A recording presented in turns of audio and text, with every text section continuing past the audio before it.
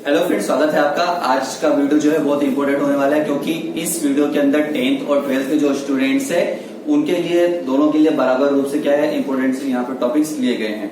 तो आज हम पढ़ेंगे, जो पहला टॉपिक रहेगा वो धारा क्या होता है, जिसको करंट बोलते हैं, दूसरा करंट डेंसिटी और तीसरा ओम्स लॉ जो होता है। तो सबसे पहले हम शुरू करते हैं करंट के बारे में। अब करंट क्या होता है, जो भी आपके घर में इलेक्ट्रिसिटी होती है उसे करंट कहते हैं, लेकिन ऐसा हमारे साइंस में नहीं होता है। तो क्या होता है, करंट क्या होता है, तो किसी वायर के अंदर हमेशा क्या होते हैं, चार्ज फ्लो होते हैं। चार्ज फ्लो होते हैं, सेल अगर लगाया जाता है या बैटरी लगाई जाती है तो उसके अंदर चार्ज फ्लो होते हैं। तो यूनिट टाइम में कितना चार्ज फ्लो हो गया है, the rate of flow of charge is called current. तो हम क्या लिखेंगे, the rate of flow of charge, मतलब आवेश प्रवाह की जो दर होती है, आवेश प्रवाह की दर को धारा या करंट कहते हैं। तो इसको अगर हम डिफाइन करें, अगर फॉर्मूले के अंदर हम अगर इसको लिखना चाहें तो हम लिखेंगे current I equal to Q upon T। Unit time में जो चार्ज फ्लो होता है उसे हम क्या कहते हैं, करंट कहते हैं। अब इसकी जो यूनिट होती है, वो हम यहाँ पे देखते हैं। तो यूनिट होती है इसकी, Q की जो यूनिट होती है, जो चार्ज होता है उसकी यूनिट होती है कूलाम, और जो टाइम होती है उसकी यूनिट होती है सेकेंड। तो कूलाम पर सेकेंड या कूलाम पर 1 सेकेंड को हम क्या बोलते हैं, इसको एम्पियर भी कहा जाता है। तो यहाँ पे दो यूनिट होती है, एक तो होती है एम्पियर और दूसरी होती है कूलाम पर सेकेंड। तो जो यूनिट ऑफ करंट होता है वो क्या होता है, कूलाम पर सेकेंड होता है, एम्पियर इसको हम बोलते हैं। अब यहाँ पे एक चीज समझने वाली है कि जो एम्पियर होता है, एम्पियर ये करंट का जो है एसआई यूनिट होती है, सिस्टम डी इंटरनेशनल जिसको अपन बोलते हैं, जो वैश्विक मात्रक होता है वो एम्पियर होता है। और अगर इस फॉर्मूले से हम बात करें तो 1 कूलाम अपॉन 1 सेकेंड, मतलब 1 कूलाम 1 सेकेंड तक अगर किसी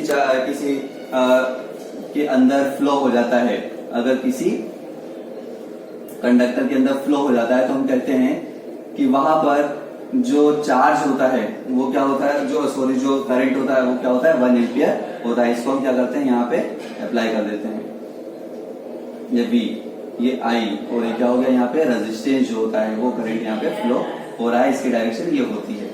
तो the flow of rate of flow of charge is called current. इसकी जो यूनिट होती है वो होती है एम्पियर या 1 कूलाम पर सेकेंड होती है। और ये जो यूनिट होती है, इसको मैंने अभी बताया कि ये एसआई जो यूनिट होती है वो एम्पियर तो होती है, लेकिन जो डेफिनेशन मैंने आपको बताई 1 कूलाम पर सेकेंड, वो ये नहीं होती है, वो अलग होती है, जिसको हम आगे वाले चैप्टर में पढ़ने वाले हैं। अब जो अगला टॉपिक है उस पर हम आते हैं, और उसका नाम है क्या है, तो डेंसिटी के बारे में हमने पहले ही पढ़ा है कि जो यूनिट एरिया में जो कुछ भी होता है, चाहे हम पॉपुलेशन की बात कर लें, तो यूनिट एरिया में अगर पॉपुलेशन होता है उसे हम क्या बोलते हैं, जनसंख्या, अगर पॉपुलेशन डेंसिटी कहते हैं, है ना। यूनिट एरिया में अगर वाटर होता है तो वाटर यूनिट एरिया में, या यूनिट वॉल्यूम होता है तो उसे वाटर डेंसिटी कहते हैं। सिमिलरली अगर यूनिट एरिया में करंट आ जाए, क्या कहते हैं, यूनिट एरिया में अगर करंट फ्लो होता है तो उसे हम क्या कहते हैं, करंट डेंसिटी या धारा घनत्व कहते हैं। तो जो धारा घनत्व होते हैं यह भी एक अदिश राशि है, और यहाँ पे यूनिट एरिया में फ्लो ऑफ जो करंट होता है उसे हम क्या बोलते हैं, करंट डेंसिटी कहते हैं।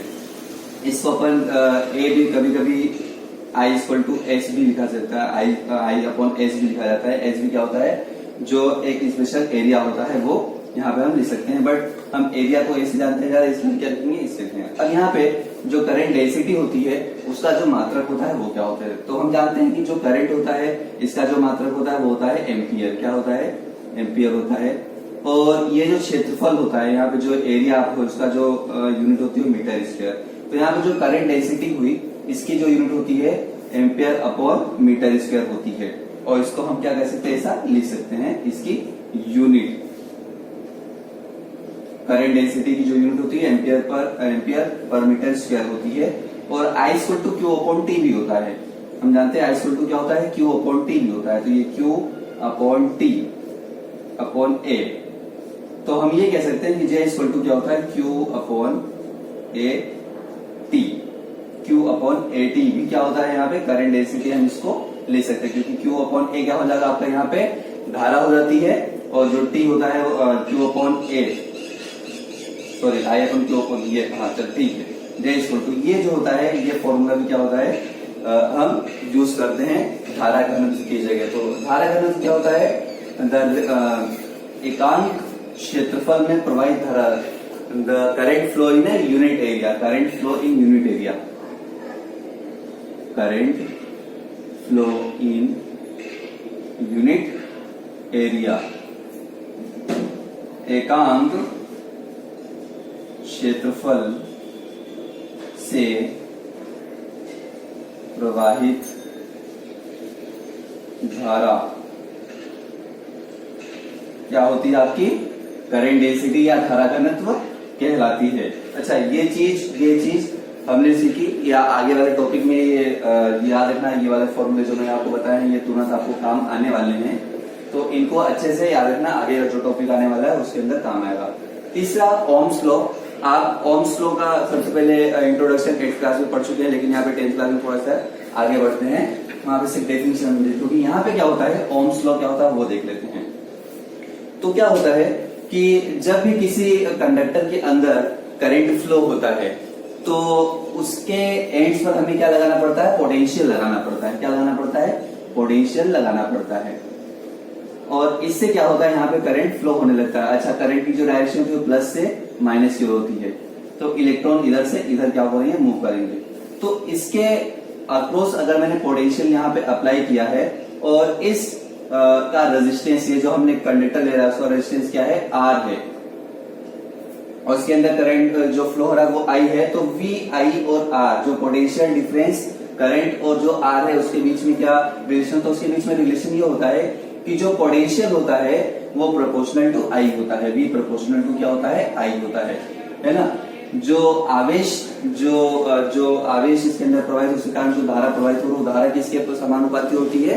वह यहाँ पर जो पोटेंशियल डिफरेंस है उसके समानुपाती होती है। जैसे कि आप किसी वायर के अंदर या किसी बल्ब को जलाने के लिए आप सेल का यूज करते हैं, तो अगर आप छोटा सेल यूज करते हैं तो वहां पर पोटेंशियल डिफरेंस 1.5 वोल्ट का अगर छोटा मोटा सेल यूज करते हैं तो आपका जो बल्ब होता है वो काफी धीरे जलता है। लेकिन अगर आप उसकी जगह 3 वोल्ट का या 6 वोल्ट की बैटरी यूज करते हैं तो बड़ा बल्ब में क्या होता है? उसके अंदर जलता है, क्योंकि उसके अंदर धारा जो होती है वो ज्यादा प्रवाहित होती है। तो किसी चालक में प्रवाहित धारा उस पर आरोपित विभवांतर की क्या होती है? समानुपाती होती है। चालक में प्रवाहित धारा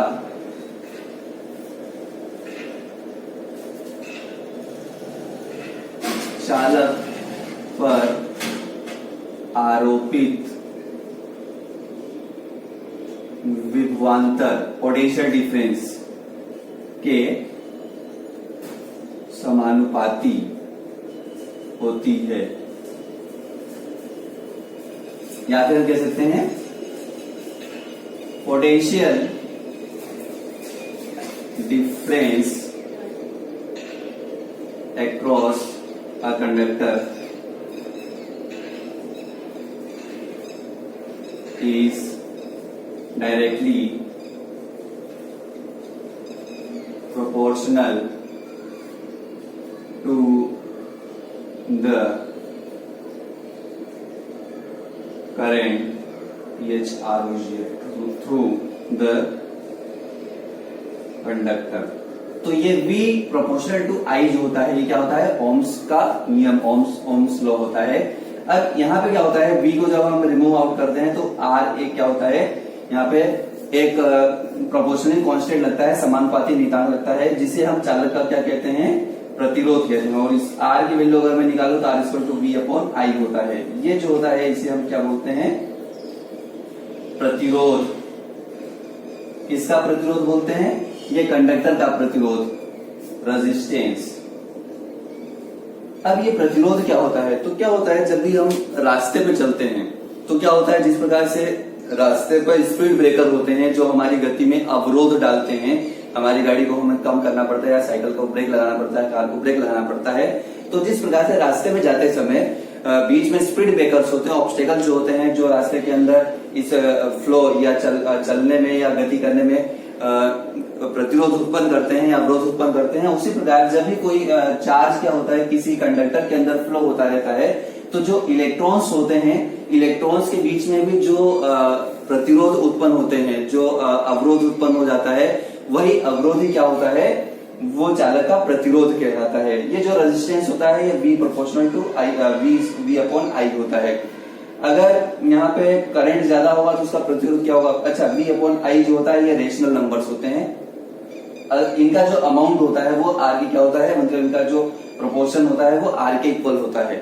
यहाँ पे अगर पोटेंशियल डिफरेंस ज्यादा होता है तो करंट ज्यादा होता है, और पोटेंशियल डिफरेंस कम होगा तो करंट कम होगा। लेकिन जो रेजिस्टेंस होता है वो क्या होता है, एक स्थायी क्या होता है, क्वांटिटी होती है, जो किसी चालक की क्या होती है, फिक्स होती है।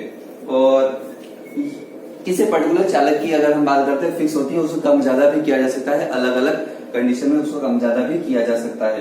तो यहाँ पे R जो होता है इसे हम क्या बोलते हैं, प्रतिरोध बोलते हैं। और इसका जो यूनिट होती है, प्रतिरोध की जो यूनिट होती है वो होती है ओम। क्या होती है? ओम होती है। और एक ओम की अगर मैं बात करूं तो 1 वोल्ट पर एम्पियर जो होता है उसे हम क्या बोलते हैं, 1 वोल्ट पर एम्पियर को हम क्या बोलते हैं, 1 ओम कहते हैं। यदि किसी चालक के अंदर 1 एम्पियर की धारा प्रवाहित हो रही है, जैसा कि हमने यहाँ पे 1 कूलम पर सेकेंड बोला, 1 एम्पियर की धारा प्रवाहित हो रही है, और उसके कारण 1 एम्पियर की प्रवाहित धारा के कारण चालक के सिरों पर जो पोटेंशियल डिफरेंस है वो 1 वोल्ट अगर क्रिएट हो जाता है, 1 वोल्ट उत्पन्न हो जाता है, तो हम कह सकते हैं कि वहां पे चालक का जो प्रतिरोध होगा वो क्या होगा, 1 ओम होगा। तो हमें यहाँ पर जो एक डेफिनेशन मैंने 1 एम्पियर की बताई और जो एक डेफिनेशन मैंने आपको 1 ओम की बताई, ये दोनों ही पूछे जाते हैं। अब आगे के ये टॉपिक जो है उसके अंदर हम पढ़ेंगे कि ओम जो होता है, जो प्रतिरोध होता है, वो किन किन कारकों पर निर्भर करता है। प्रतिरोध को प्रभावित करने वाले कारक क्या होते हैं? Factor affecting the resistance of a conductor. तो क्या होता है कि जब किसी रास्ते पर हम चलते हैं, एग्जांपल देखिए मैं आपको बताता हूँ, जब किसी रास्ते पर हम चलते रहते हैं तो उसके अंदर क्या होता है, जो प्रतिरोध होता है, जो अवरोध होता है, वो किन किन बातों पर डिपेंड करेगा। तो जब हम किसी रास्ते पे चलते हैं तो बहुत सारे स्पीड ब्रेकर आते हैं। अब अगर रास्ता छोटा होगा तो कम स्पीड ब्रेकर आएंगे, और रास्ता अगर बड़ा होगा तो स्पीड ब्रेकर क्या होगा, ज्यादा होगा। ये एग्जांपल बताएं।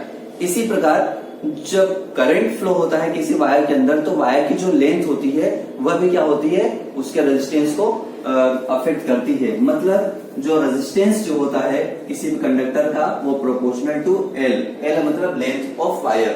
वहां पे वायर की जो लेंथ होती है वो क्या होती है, उस पर डिपेंड करता है, उसे डायरेक्टली प्रोपोर्शनल होता है। अगर तार बहुत ज्यादा लंबा है तो सीधी बात है रेजिस्टेंस क्या होगा, ज्यादा होगा। और तार अगर बहुत छोटा है तो रेजिस्टेंस क्या होगा, कम होगा, क्योंकि करंट को कम डिस्टेंस में ट्रेवल करना पड़ेगा, तो कम रेजिस्टेंस, ज्यादा डिस्टेंस ट्रेवल करना पड़ेगा तो ज्यादा रेजिस्टेंस। तो यहाँ पे पहले कंडीशन ये कि जो करंट होता है, जो रेजिस्टेंस होता है किसी वायर का, प्रोपोर्शनल टू एल होता है। दूसरा मैं आपको बताऊं कि जो रेजिस्टेंस जो वायर होता है, वायर का जो क्रॉस सेक्शनल एरिया होता है, जैसे कि मैं इस मार्कर की बात करूं, ये पूरा वायर मान लो, तो ये जो आपको एरिया दिखाई दे रहा है इसको अपन बोलते हैं क्रॉस सेक्शनल एरिया। तो वायर का जो क्रॉस सेक्शनल एरिया होता है जिसके अंदर से चार्ज फ्लो हो रहा होता है, तो क्या होता है कि जब चार्ज फ्लो हो रहा होता है तो उसको जगह चाहिए। अगर जगह ज्यादा है तो सीधी सी बात है रास्ते में कम ऑब्स्टेकल्स आएंगे और वहां पे जो रेजिस्टेंस होगा वो कम होगा। और अगर तार बहुत पतला है तो क्या होगा, उसका जो रेजिस्टेंस है वो ज्यादा होगा। कैसे? अब इसको एक उदाहरण से समझते हैं। सपोज कीजिए आप किसी रास्ते पे जा रहे हैं, हम पहले भी रास्ते पे जा रहे थे, वापस रास्ते पे जा रहे हैं।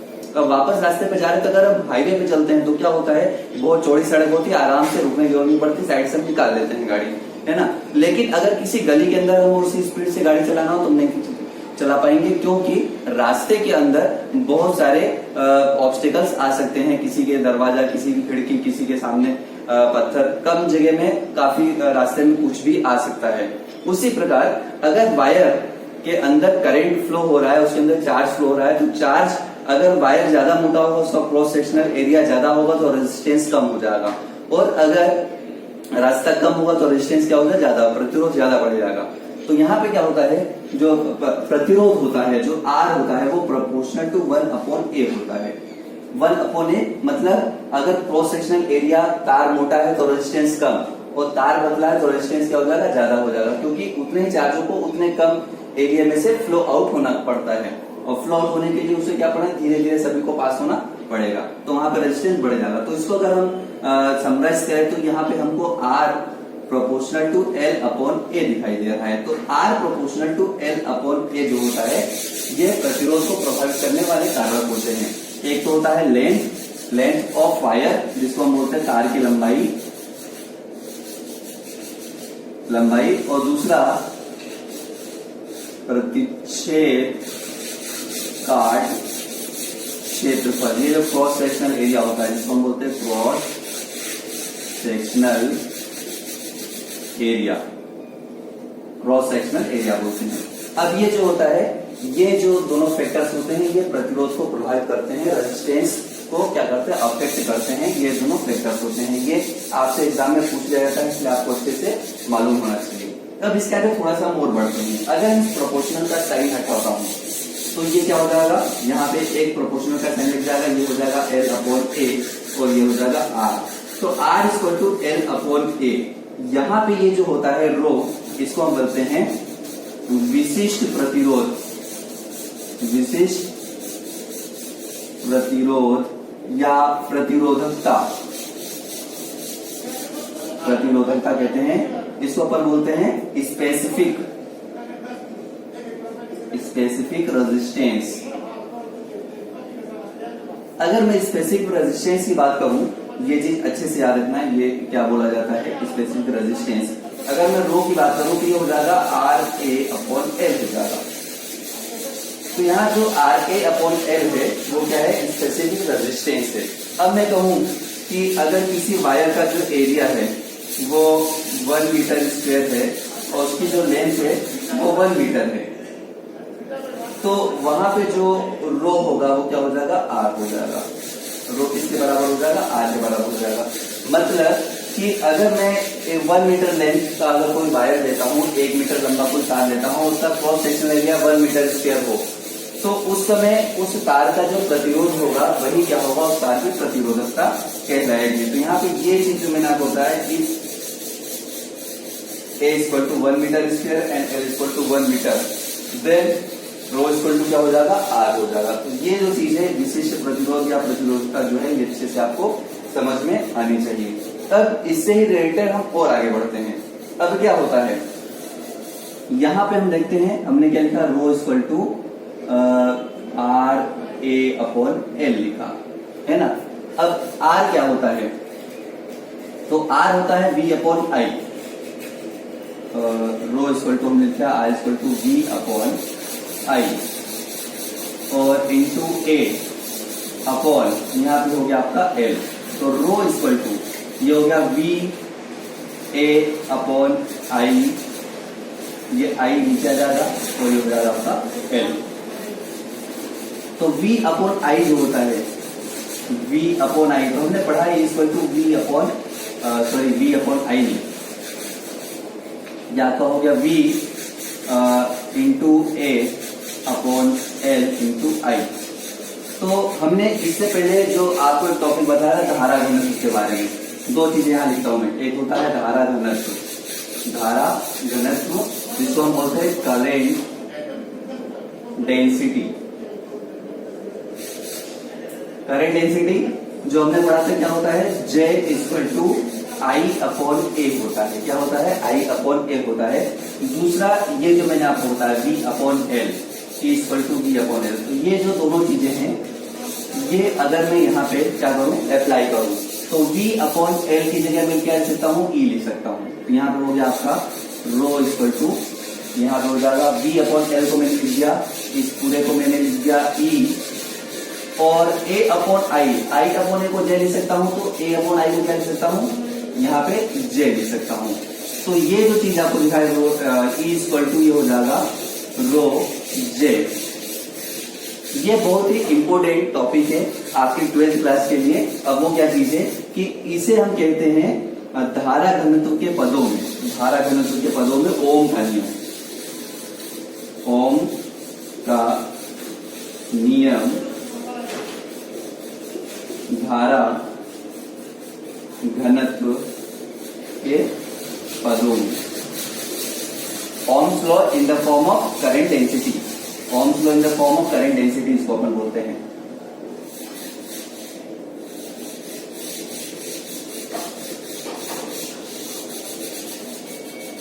Current density.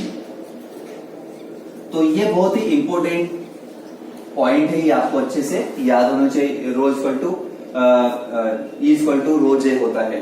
अब यहाँ पे एक लास्ट टॉपिक जो है वो मैं आपको और बता दूं, इसको हम क्या बोलते हैं, ओम्स लॉ बोलते हैं, याद रखना, यहाँ से हमने शुरू किया था इसको। अब एक और चीज होती है चालकता। चालकता क्या चीज होती है? चालकता, यहाँ हमने पढ़ा था रो को क्या बोलते हैं, विशिष्ट प्रतिरोध या प्रतिरोधकता बोलते हैं। तो चालकता क्या होता है, ये प्रतिरोधकता का व्युत्क्रम होता है, प्रतिरोधकता का व्युत्क्रम होता है। मतलब चालकता को हम सिग्मा से दर्शाते हैं, सिग्मा इक्वल टू 1 क्या होता है, रो होता है। तो यहाँ पे सिग्मा इक्वल टू 1 रो को क्या बोलते हैं, चालकता बोलते हैं। प्रतिरोधकता का यहाँ एक मात्रक मैंने आपको नहीं बताया था, प्रतिरोधकता का जो मात्रक होता है वो होता है यहाँ पे, तो आर का मात्रक हो गया ओम मीटर स्क्वायर, और ये हो जाएगा एल का मीटर, तो एम से एम कट गया, जो ओम मीटर होता है, ओम मीटर जो होता है ये किसका मात्रक होता है, ये मात्रक होता है यहाँ पर विशिष्ट प्रतिरोध या इसका प्रतिरोधकता का। इसी प्रकार अगर चालकता का व्युत्क्रम प्रतिरोधकता होता है और प्रतिरोधकता का व्युत्क्रम अगर चालकता होता है, तो हमें क्या करना है, यहाँ पर जो चालकता है इसका मात्रक क्या हो जाएगा, इसका 1/ओम मीटर हो जाएगा, या फिर ओम इनवर्स मीटर इनवर्स, और ओम इनवर्स हम बोलते हैं साइमन, क्या बोलते हैं, साइमन मीटर इनवर्स हम बोल सकते हैं। तो ये जो प्रतिरोधकता होती है वो चालकता का क्या होती है, व्युत्क्रम होती है, जो चालकता होती है प्रतिरोधकता का व्युत्क्रम होती है।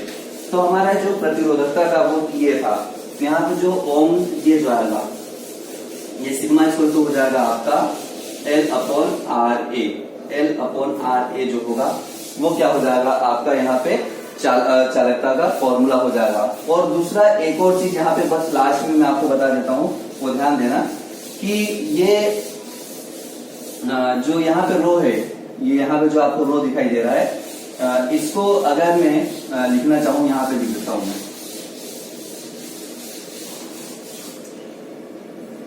यहाँ पे आते हैं, तो ये जो रो होता है इसको हम क्या लिखते हैं, सिग्मा लिख सकते हैं। मतलब यहाँ पे E इक्वल टू मैं लिख सकता हूँ, जे तो जे ही रहेगा, लेकिन जो रो है इसको मैं लिख सकता हूँ 1/सिग्मा। तो J equal to sigma E, J equal to sigma ई।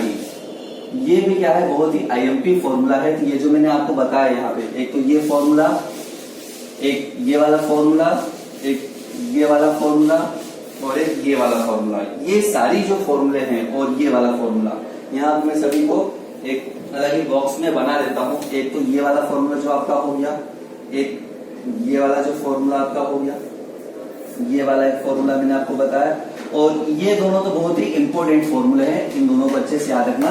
आपके एग्जाम में इन दोनों में से कोई एक जरूर आ सकता है, इसलिए अच्छे से इसको कर लेना। इस वीडियो को फिर से रिवाइंड कर लेना, तो आपको वापस समझ में आ जाएगा हमने क्या क्या चीज पढ़ी है। तो बहुत ही इंपॉर्टेंट चैप्टर है, इसको आप अच्छे से लर्न कीजिए, क्योंकि इसमें से मैं आपको बता रहा हूँ, कोई जो आज मैंने वीडियो बनाया इसके अंदर से कम 2 क्वेश्चन आपके एग्जाम में आ सकते हैं। ये इंपॉर्टेंट है और कर ही लेना, इससे ज्यादा मैं वो कुछ नहीं बोल सकता हूँ। आपके एग्जाम में इससे ज्यादा जो 12th है उससे कम 2 क्वेश्चन हाफ ईयरली के बीच में आने वाले हैं। तो इसको अच्छे से कर लेना। इस वीडियो को लाइक कीजिए, शेयर कीजिए, सब्सक्राइब कीजिए। जो पहला पार्ट हमने था इस वीडियो का, जो शुरू का पार्ट था, वो 10th क्लास के बच्चों के लिए भी काफी इंपॉर्टेंट है।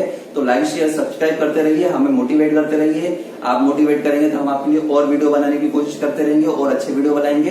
तब तक लाइक कीजिए, शेयर कीजिए, सब्सक्राइब कीजिए। जय हिंद।